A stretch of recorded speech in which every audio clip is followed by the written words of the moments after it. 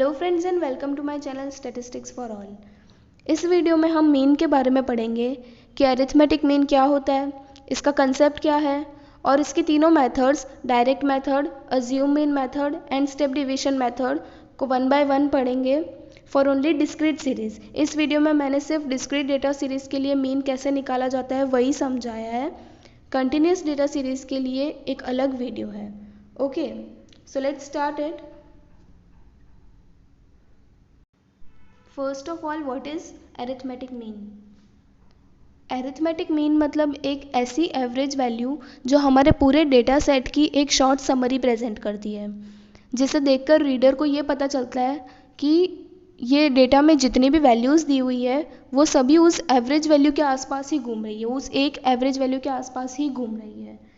Okay, जैसे कि हमारे परसेंटेज, अगर किसी स्टूडेंट के 85% आए हैं तो रीडर को पता चल जाता है कि उसके सारे सब्जेक्ट के मार्क्स जो है वो 85 के अराउंड ही घूम रहे हैं, है ना। तो परसेंटेज भी एक तरह का मीन ही है, उस एवरेज वैल्यू को हम मीन बोलते हैं, right. Arithmetic mean is defined as the sum of the values of all observation divided by the number of observation. इसको कैसे निकालते हैं? अगर हमारे पास कुछ 10 नंबर दिए हुए हो तो उस 10 नंबर को हम पहले प्लस करेंगे और डिवाइड बाय 10 करेंगे, क्योंकि 10 नंबर्स है इसलिए डिवाइडेड बाय 10 करेंगे, तो उससे हमारे पास एक एवरेज वैल्यू आ जाएगी और उस एवरेज वैल्यू को देखकर हम कह सकते हैं कि सारे नंबर जो है वो एवरेज वैल्यू के आसपास ही घूम रहे हैं। उस एवरेज वैल्यू को हम बोलते हैं मीन। फाइन। अब it is usually denoted by x bar. Mean का सिंबल है x और उसके ऊपर हम लाइन कर देते हैं जिसे हम बोलते हैं x बार। ओके, ये मीन का सिंबल होगा। It is the most commonly used measure of central tendency. मतलब मेजर ऑफ सेंट्रल टेंडेंसी में 3 मेजर्स होते हैं, मीन, मीडियन और मोड। तो मीन जो है वो सबसे वाइडली यूज्ड मेजर है क्योंकि ये हमारे पूरे डेटा की एक शॉर्ट समरी प्रेजेंट कर देता है। फाइन। अब if there are n observations as x1, x2, x3 up to xn, then the arithmetic mean is found by, मतलब अगर हमारे पास कुछ n ऑब्जर्वेशन है, मतलब कुछ टोटल नंबर ऑफ आइटम्स है, जैसे कि 10 हो सकते हैं, 20 नंबर दिए हुए हैं या 50 नंबर दिए हुए हैं, उन सभी नंबर्स को हम एक लाइन में लिख देंगे पहले x1, x2, x3 up to xn, जितने भी नंबर्स है वहाँ तक। अब इसका मीन कैसे निकालेंगे? x bar is equal to x1 plus x2 plus x3 up to xn। पहले हम उन सभी नंबर्स को ऐड करेंगे, ओके, और फिर उसको डिवाइड बाय जितने टोटल नंबर ऑफ आइटम थे, जितने टोटल नंबर थे ना हमारे पास, कि अगर 10 है तो हम 10 से डिवाइड कर देंगे, 20 है तो हम 20 से डिवाइड कर देंगे, 50 नंबर है तो हम 50 से डिवाइड कर देंगे। फाइन। तो उससे हमारे पास एक एवरेज वैल्यू आ जाएगी जिसे हम मीन बोलते हैं। इसको हम शॉर्ट में भी लिख सकते हैं सिग्मा x अपॉन n। ये जो x1 प्लस x2, हम जितने भी x को प्लस कर रहे हैं ना उसको हम सिग्मा x लिख सकते हैं। सिग्मा मतलब ये जो ई जैसा सिंबल दिख रहा है ना, इसको हम सिग्मा बोलते हैं, ओके। और सिग्मा मतलब sum of all the observation, यहाँ पर सिग्मा x मतलब sum of all the observation and n मतलब number of observation, number of items. Fine. आगे बढ़ने से पहले कुछ जान लेते हैं कि डेटा जो है वो 2 टाइप्स के होते हैं, ungroup data and group data.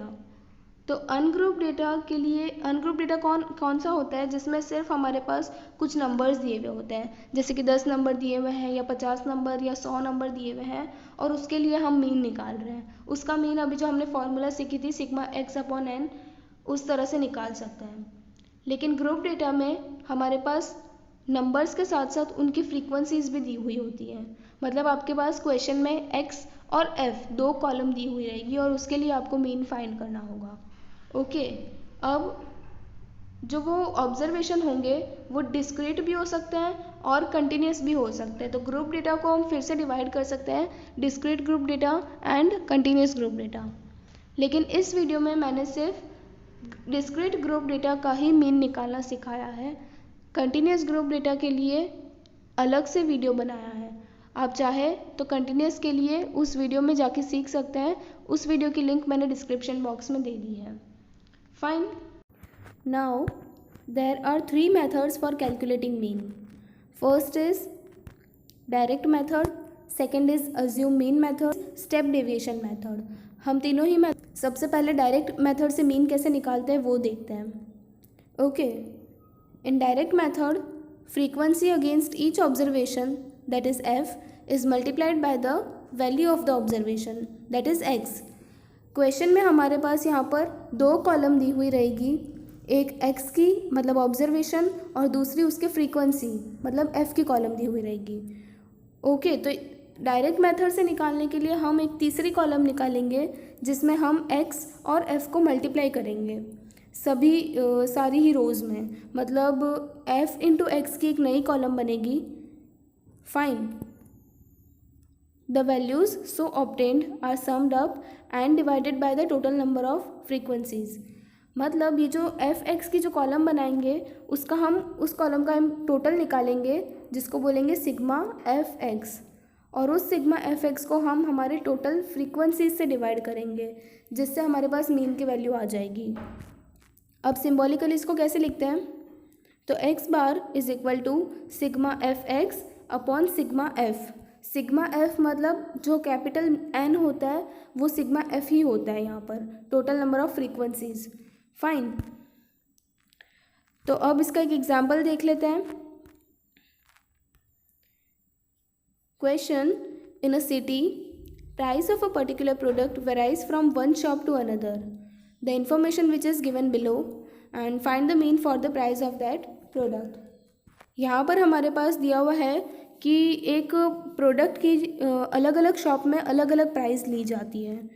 तो फर्स्ट कॉलम हमें बता रही है कि 5 ऐसी शॉप्स है जहाँ पर 206 प्राइस ली जाती है, 8 ऐसी शॉप्स है जहाँ पर 212 रुपीज़ चार्ज किया जाता है, 9 ऐसी शॉप्स है जहाँ पर 218 रुपीज़ चार्ज किया जाता है, और लाइक दिस सभी शॉप्स का दिया हुआ है.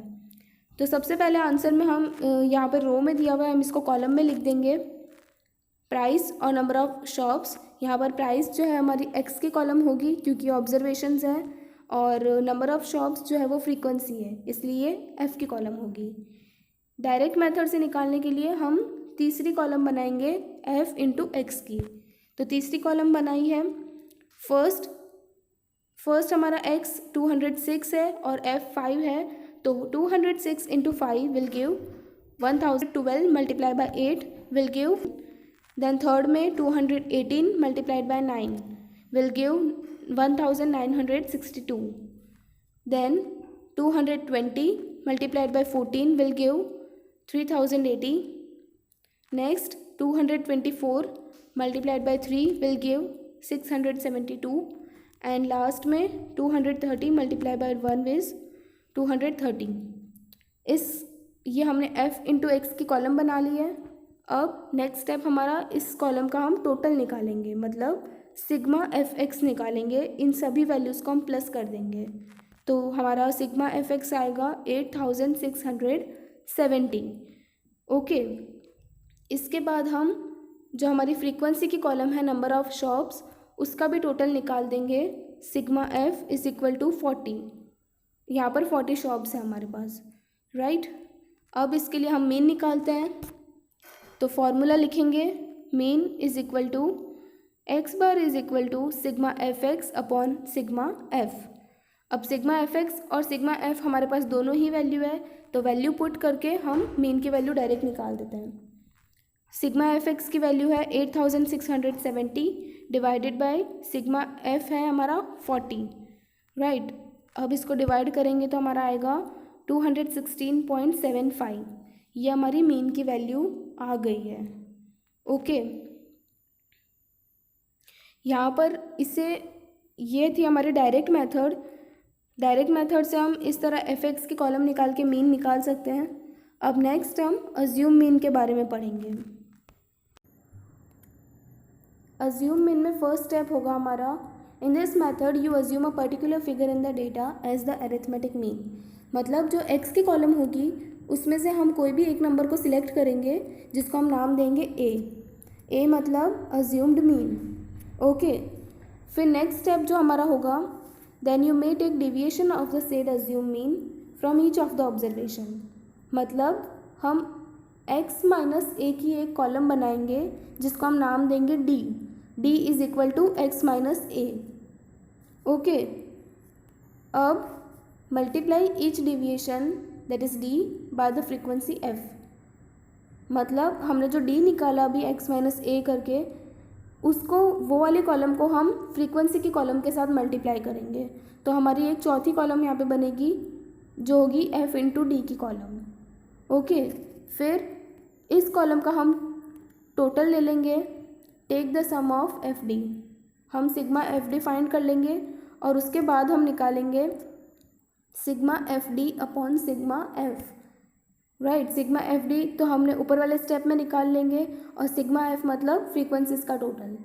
राइट, और फाइनली फिर हम अरिथमेटिक मीन कैसे निकालेंगे, x bar is equal to A plus sigma F D upon sigma F. Okay, ये मीन की यहाँ पर अज्यूम मीन में फॉर्मूला रहेगी हमारी। अब इसका भी एग्जाम्पल देख लेते हैं। यहाँ पर हमारे पास फिर से वही डेटा है जो हमने डायरेक्ट मेथड में यूज़ किया था। इसी डेटा के लिए हम मीन निकालेंगे, अज्यूम मीन से भी हम मीन निकाल सकते हैं। आंसर हमारा सेम ही आएगा, लेकिन अज्यूम मीन मेथड से कैसे मीन निकालते हैं सी। और नंबर ऑफ़ शॉप्स, प्राइस हमारी एक्स होगी और नंबर ऑफ़ शॉप्स फ्रीक्वेंसी होगी। अब x की कॉलम में से हम सबसे पहले अज्यूम मीन को मार्क करेंगे। यहाँ पर a जो है वो हम कोई भी नंबर को ले सकते हैं x की कॉलम में से। जनरली हम जो मिडिल नंबर लेते हैं x की कॉलम में, जो भी मिडिल नंबर होगा हम उसी को ही a लेते हैं। यहाँ पर मैं 218 को a ले रही हूँ। ओके, इसके बाद हम f की कॉलम का भी टोटल निकाल लेते हैं, तो sigma f is equal to 40 आ जाएगा। अब नेक्स्ट स्टेप जो होगा हमारा वो होगा x minus A, D is equal to X minus A की हम एक कॉलम बनाएंगे। फर्स्ट रो में हमारे पास 206 है x की वैल्यू। ओके, तो 206 माइनस ए मतलब 206 माइनस 218, तो उससे हमारे पास आएगा -12। फिर सेकेंड में 212 माइनस 218, तो यहाँ पर आएगा -6। उसके बाद 218 माइनस 218, यहाँ पर x और a दोनों सेम ही है तो 0। उसके बाद 220 माइनस 218 विल गिव 2।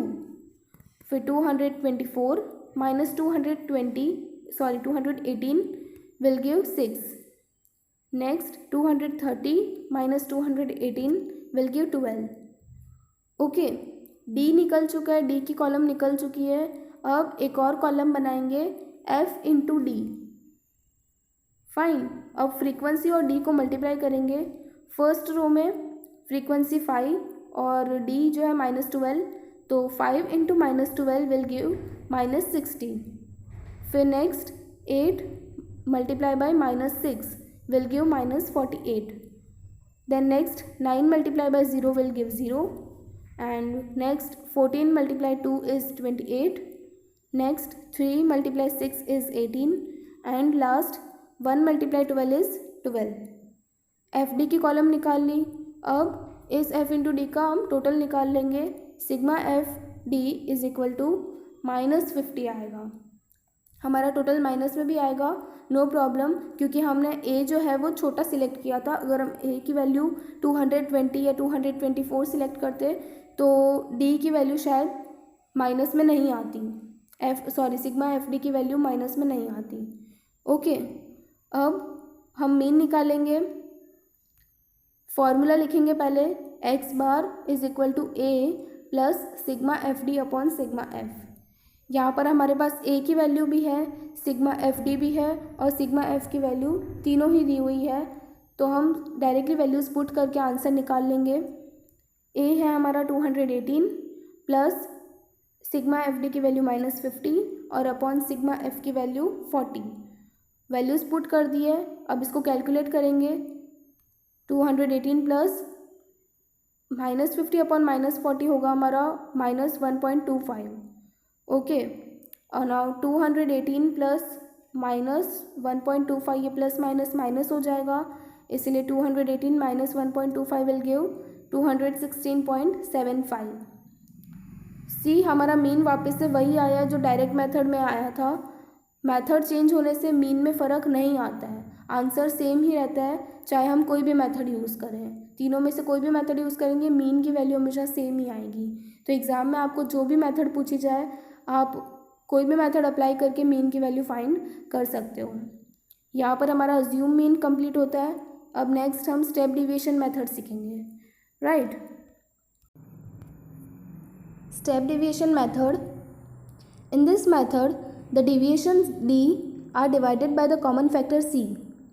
मतलब यहाँ पर जो हमने अज्यूम मीन में x माइनस ए निकालना सीखा था ना d, यहाँ पर भी हम वो d की कॉलम निकालेंगे लेकिन साथ में एक और कॉलम निकालेंगे जिसमें हम d को कोई भी कॉमन फैक्टर या कोई भी ज़्यादा सिंप्लीफाई हो जाएंगे। हमारा मोटो यही रहेगा कि हम मीन निकालने के लिए हमारे कैलकुलेशन को जितना ज़्यादा सिंप्लीफाई कर सकते हैं उतना ज़्यादा उसको सिंप्लीफाई कर दें। ओके, तो यहाँ पर हम d डैश की एक और कॉलम निकालेंगे जिसमें हम d जो रहेगा हमारा x माइनस ए उसको हम c कोई भी कॉमन नंबर से डिवाइड करेंगे। फाइन, उसके बाद multiply all the d dash by the frequencies f to obtain f into D dash. D dash निकालने के बाद हम डी डैश वाली कॉलम को फ्रीक्वेंसी वाली कॉलम के साथ मल्टीप्लाई करेंगे जिसके बाद हमारे पास f इंटू डी डैश की एक और कॉलम आ जाएगी। ओके, फिर हम मीन कैलकुलेट करेंगे x bar is equal to a plus sigma F D dash upon sigma f multiplied by c।